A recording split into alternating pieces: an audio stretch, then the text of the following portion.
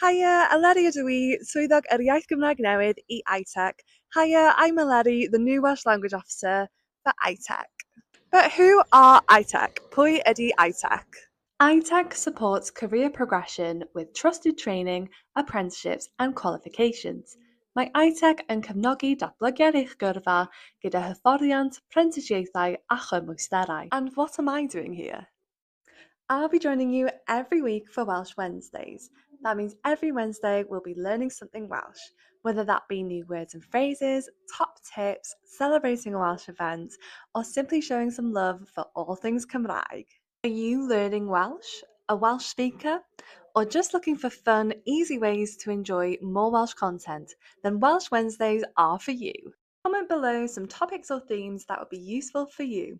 Gweld chi wythnos nesaf.